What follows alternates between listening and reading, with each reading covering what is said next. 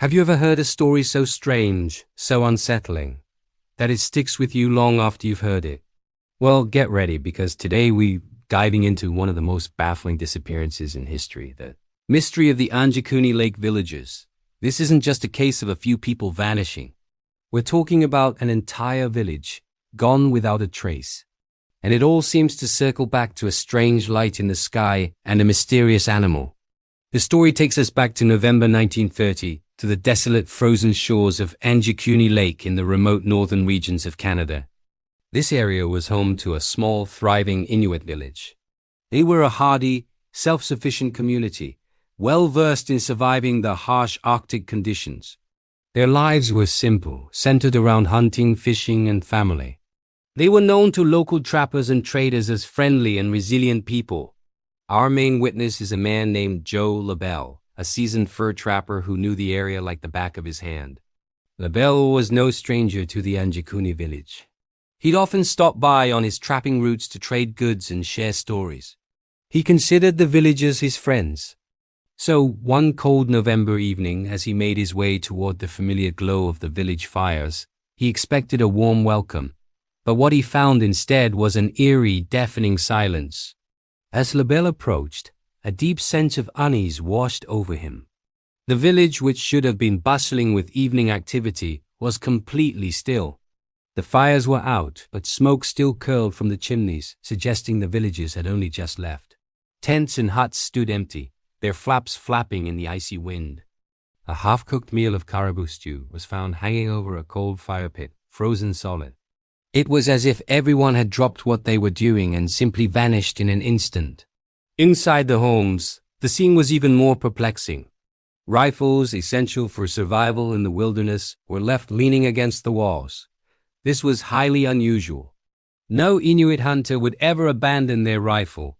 Piles of food and warm clothing were untouched. It was clear this wasn't a planned departure. Something had happened, and it had happened fast. LaBelle's chilling discovery didn't end there. He searched every dwelling, calling out names, but the only response was the howling of the wind.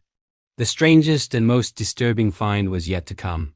In the village cemetery, he found that the graves had been opened. The stones that covered them were neatly stacked to the side, and the bodies within were gone. This was a profound violation of Inuit tradition and added a deeply sinister layer to the mystery. Who would do such a thing and why? But perhaps the most heartbreaking discovery was the sled dogs. Tethered to a post were 7 of the village's dogs, all of whom had starved to death. Their empty stomachs showed they hadn't eaten in days. This was baffling. The villagers loved their dogs. They were essential for transportation and hunting. Why would they abandon them to such a cruel fate, especially when there was plenty of food stored nearby in the village? It made no sense. Terrified by what he'd seen, LaBelle rushed to the nearest telegraph office miles away and sent a message to the Royal Canadian Mounted Police, the RCMP. The authorities took his report seriously, and soon a full-scale investigation was underway, led by experienced Mounties. When the RCMP arrived, they confirmed everything LaBelle had reported. The village was deserted, the graves were empty, and the dogs had perished. They began to scour the surrounding area for clues. They found a single set of tracks leading away from the village. But here's where it gets even weirder. The tracks were not human. They seemed to belong to some large, unknown animal. And alongside these animal tracks were smaller, moccasin-clad footprints, the footprints of the villagers. It appeared the entire community, men, women, and children, had followed this mysterious creature out onto the frozen lake. The tracks led for a short distance, and then, inexplicably, they just stopped. The footprints of the villagers and the animal ceased in the middle of the open, frozen landscape. There were no signs of a struggle, no other tracks leading away, and no holes in the ice. It was as if they had all been lifted straight up into the sky. The investigators were stumped. They considered every logical explanation. Could it have been a mass migration? Unlikely. They would have taken their essential supplies like rifles and warm clothes. Could they have been attacked by a rival tribe or wild animals? Again, unlikely. There were no signs of violence, no blood, no bodies. The scene was peaceful, albeit unnervously so. As the investigation continued, other trappers and indigenous people in the region came forward with their own strange tales. They reported seeing a bizarre pulsating light in the sky around the time the Anjikuni villagers disappeared. They described it as a cylindrical or bullet-shaped object that moved silently and unpredictably through the night. Could this be connected? The official RCMP report, however, has been a source of controversy. While some versions of the story claim a massive investigation took place, the RCMP has stated in modern times that they have no official record of the event.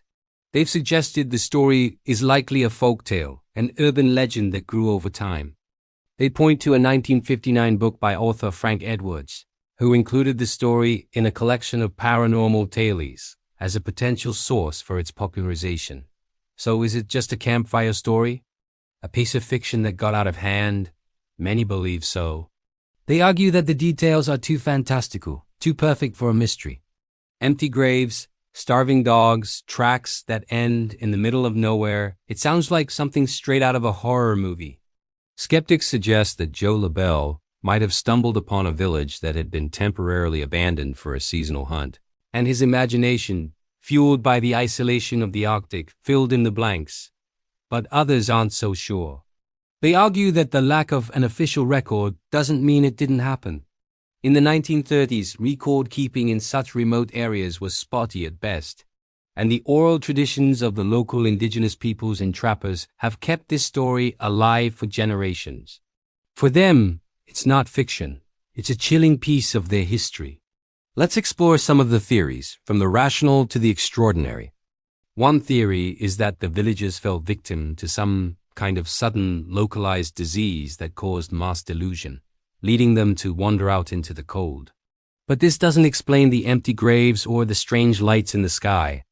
Another theory, and the one that has captured the public imagination, is that of alien abduction. Proponents of this idea point to the strange cylindrical object seen in the sky and the tracks that simply stop.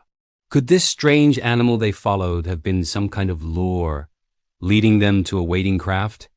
Was the entire village of Anjikuni taken by extraterrestrial visitors for reasons we can only guess at? It's a wild theory, but in a case with no logical answers, people begin to look for illogical ones. Then there's the possibility of a supernatural or interdimensional event. Some local legends speak of spirits of the wild or openings to other worlds. Could the villagers have followed a spirit guide or accidentally crossed a threshold into another dimension, leaving our world behind forever? The empty graves could suggest a spiritual element, a retrieval of ancestors before a journey to the other side. The story of the Anjikuni Lake disappearance remains one of the greatest unsolved mysteries of the 20th century. Was it a simple case of a nomadic tribe moving on, a story exaggerated by a lonely trapper and sensationalized by authors? Or was it something more? A tragic event involving a natural disaster we don't understand? Or perhaps, just perhaps, it was a close encounter of the most terrifying kind. We may never know the truth. The snows of northern Canada have long since covered any tracks, and the people who knew the villages are gone. All that's left is the story, a haunting tale of an entire community that walked out of their homes and into thin air, leaving behind a chilling tableau of an interrupted life and a mystery that endures to this day. What do you think happened to the villagers of Anjikuni Lake? Was it a tall tale, an alien abduction, or something else entirely? Let me know your theories in the comments below. I'd love to read them. Thanks for watching, and if you enjoyed diving into strange and unsolved mysteries like this one, make sure to hit that subscribe button and turn on notifications so you don't miss our next video. Until next time, stay curious.